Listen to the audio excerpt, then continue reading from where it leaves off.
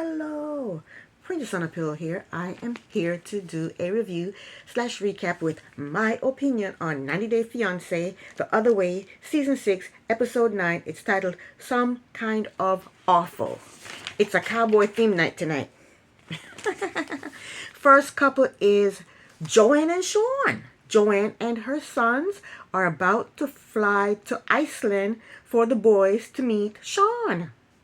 The oldest son said that he feels a lot of pressure to give his opinion on Sean. He said he will see through Sean if he's not for real. Little do you know, he is for real. He's your real step pappy. We then find out that Joanne's best friend is also going with them to Iceland because she wants to meet Sean, and she is flying home with the boys so that Joanne can stay in Iceland a little longer with Sean. But if her sons if they don't like Sean, is she going to fly back with them? Is she going to fly back home with them if the sons don't like Sean? Because she said she ain't moving to Iceland if they don't like him. So next, we see Sean. Him and his daughter are on their way to the airport to pick up Joanne and her sons. Sean described himself as honest, hardworking, loyal, a good dad. He said he does not have a job. He said his full-time job is taking care of his daughter. So how does he get money to support them? He said he's honest, right? Well, he's not being honest about being married for 2 years to somebody. He's not being honest with his family about being married to Joanne for 2 years. So he's not honest. He said he is hardworking. He just told us he don't have no job. Hardworking at what? He said he is loyal. You're not being loyal to your family. You're keeping them in the dark. You're not being loyal. That's not being loyal. You're deceiving them. He said he's a good dad. He hasn't told his daughter that she has a whole stepmother and 2 stepbrother. You're not being a good dad. That's not being a good dad. For 2 years? That's not being a good dad.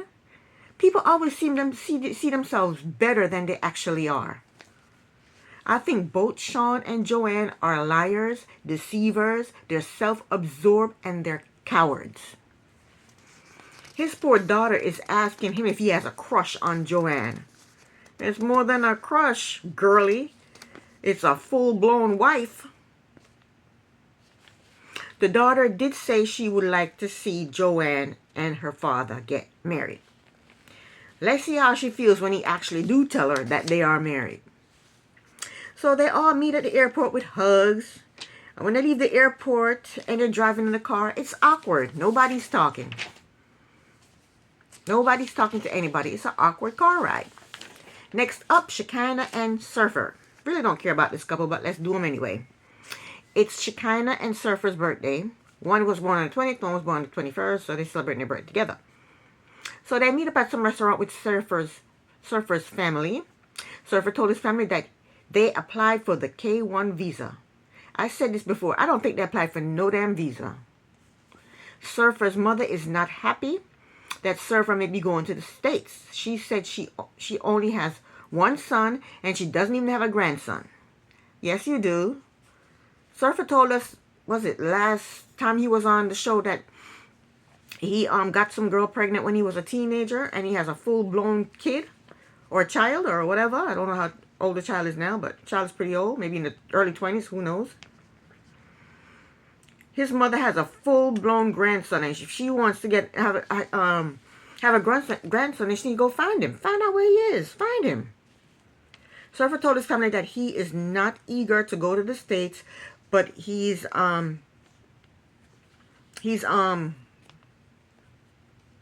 with it because Shekinah is more important to him.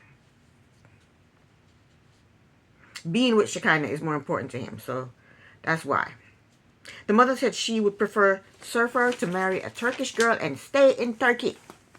The mother asked Surfer if Shekinah's family will support him when he goes to the States. Shekinah told Surfer's family that her family does not support her moving to Turkey, and her daughter is influenced by Shekinah's family. I don't think the daughter is influenced by Shekinah's family. I think the daughter has her own mind. She doesn't want her mother moving to another country. What daughter would want her mother moving to another country? The family is not influencing her on that. She don't want her mother moving to another country. She kind of got all emotional. She claims that her mother and sister are not speaking to her because she is with Surfer. She's also afraid that Surfer will change his mind and not move to the U.S. And that's why you don't date foreign people. Stick with your own kind.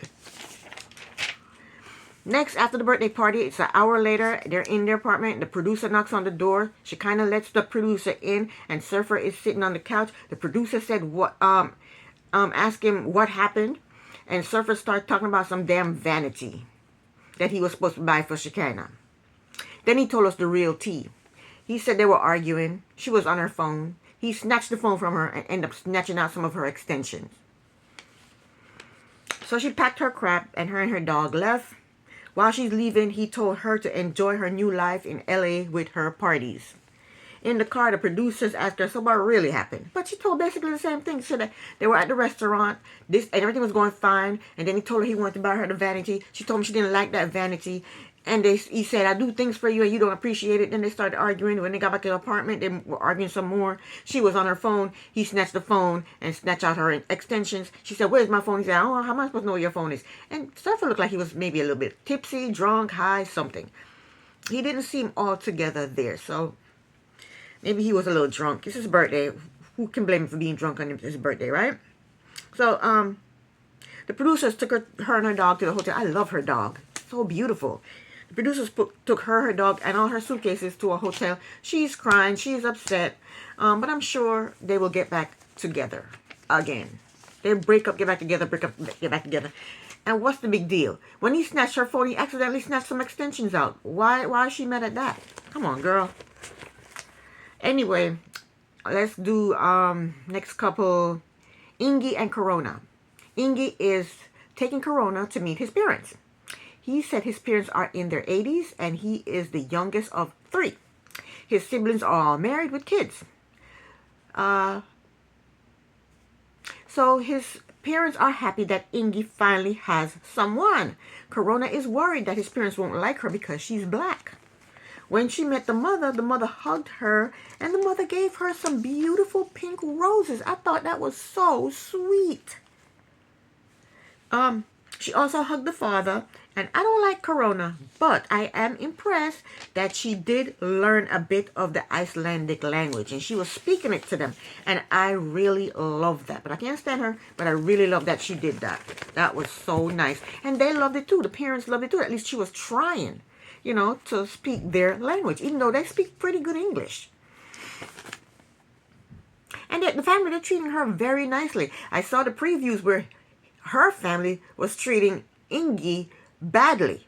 And if the roles were reversed, they would have said, if his family had treated Corona badly, they would have said, oh, they're prejudiced. They don't like black people. But now her family is treating Ingi badly. Why? Why are they treating him badly? What has he done for them to treat him badly? Their daughter or their relative picked up and moved to his country, and she's living with him and she's happy. Why are you mad at him? What has he done? I can't stand ignorant people. And that's right. I call her people ignorant because I don't understand why they're mad at him. He has done nothing. Anyway, his mother touched her hair and asked her, how did she get her hair like that? And some African Americans would get offended by that. But I think the lady was just curious. She's never seen it before, and she's curious. She's never met black people before. She's never seen that before, and she's curious.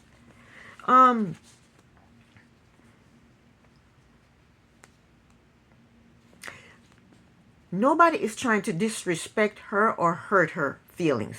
The lady's just curious. So I hope people out there don't watch this scene and get all up in arms about it. Oh, she touched her hair. She wouldn't be touching my hair. The lady was just curious. The lady asked a question. She don't know how she got her hair like that. No big deal. Chill out. Okay? People are always ready to call somebody prejudiced. I'm not with that. You know, relax. Sometimes it's not prejudice. It's not prejudice all the time. So they sit down at the table and Ingi's brother asks Corona how long will she be staying in Iceland. She told him forever. What the hell? You mean tell me Ingi didn't tell his family that she moved there for him?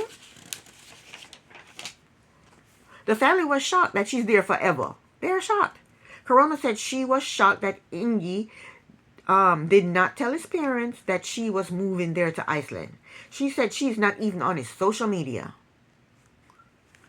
I feel like Corona is there for the long haul and Ingi is there for a trial run. I think he's just testing out the waters to see how they get along. And if they get along, she'll stay. If they don't get along, he can end it. I think that's how he's thinking about it. But she's thinking about it like, I'm here for the long haul. But hey. Ingi's mother asks Ingi, why is he introducing them to Corona when he's never introduced a female to them before, or one of his female friends to them before? Ingi told them that he adores Corona and he hopes to have her in his life in the future. But I thought I saw a clip where he had told his friends that he ain't marrying nobody no time soon. Anyway, the family asks Corona, the family, they like Corona, and they're happy. Ingi's mother told Ingi that he has to give her grandchildren because he has to give her grandchildren before she dies. Well, this woman is 80 years old. You better hurry up. And it's not like she don't have grandkids. His siblings gave her grandkids. But Ingi wants his mother to back up off of that. He's not ready for no marriage and kids. He wants her to back up. He said he's only been dating Corona for 4 months. He's not ready for no marriage and no kids. But 4 months? I thought they were dating for longer than 4 months. You mean they were only been dating 4 months and she fly all the way over to his country to be with him? Forever, ever? And she's only known for 4 months? So Corona wants the parents to stop asking about kids and start asking about the wedding. Because she wants the wedding before the kids, and I don't blame her. Last but not least, we have Dempsey and the damn gone Statler. I saw Statler on social media. She was dogging Dempsey. She was bashing the 90-day fiance cast members and breaking her NDA. She said Dempsey took off with the van. I'm glad she did. If I was Dempsey, I would have done that too. Who wants to ride around Europe with a sourpuss like Statler? She said Dempsey took off with the van. She said Dempsey didn't pay her for her half of the van. Why would she pay her? I wouldn't pay you either, heifer. Statler basically called Dempsey a narcissist. She said Dempsey acts all bright-eyed and bushy-tailed on camera, but off camera she's something else. She's totally different. And I'm glad Dempsey took off with that van. I would have done the exact same thing. Who wants to ride around Europe with that damn sourpuss Statler? Not me. So let me tell you, if you were in a committed relationship with somebody and they bought you jewelry, they bought you flowers, they took you on trips, and then the relationship break up, do you give them back? Do you pay them back for everything they spent on you? No, you don't. You don't pay them no money for all the things they spent on you. You don't. The rejected person needs to cut their losses and move on with their lives. That's what you need to do, Statler. Cut your losses and move on with your life. Statler, she's the one that made the decision to get rid of all her crap and buy a van and travel all over Europe. She made that decision. And I'm tired of everybody saying Dempsey is using Statler. How is she using her? She asked her to, let's buy a van and travel Europe. And that's what Statler did. How is she using her? It didn't work out. That's what happens. That's life. Sometimes relationships work out, sometimes they don't. Statler is the main reason why the relationship didn't work out. She's a freaking sourpuss. She's a bitch. But anyway, Statler is young. She still have her job, I'm assuming. And she still have her car. She's fine. She'll be just freaking fine. Next time, Statler, make better decisions. Anyway, they went to bed the first night in the van, and things went well. The next morning, Dempsey tried to make tea, but the water was nasty. So they drank mimosa and took pictures, and they seemed to be getting along fine. So then they drove off to their next campsite. That was the end of the episode. This is the end of my review. Thank you so very much for watching. Princess on the Pillow here. Bye.